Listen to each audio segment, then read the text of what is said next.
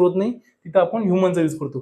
तर mainly human किती power generate करू शकतो, मग ह्युमन मध्ये किती पॉवर आहे, तर 0.1 HP.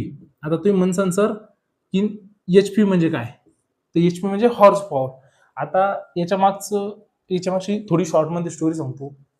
जुन्या काळात समजा घोड्याचा वापर सर्वात जास्त व्हायचा आणि स्टीम इंजिन बनवलं एका सायंटिस्टनं. मग स्टीम इंजिन बनवलं, मग त्याला लोकांना पटवून द्यायचं होतं की बुवा तुमच्या घोड्यापेक्षा माझं स्टीम इंजिन चांगलं आहे, माझ्या स्टीम इंजिन म्हणजे जास्त ताकद आहे.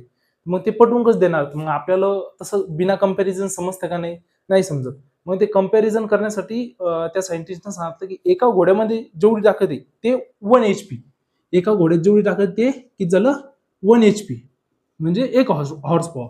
ओके, एका घोड्यामध्ये जेवढी ताकद तेवढा 1 हॉर्स पॉवर, म्हणजे ह्युमन मध्ये किती 0.1, म्हणजे घोड्यापेक्षा 10 पट ताकद कमी आहे आपल्यात.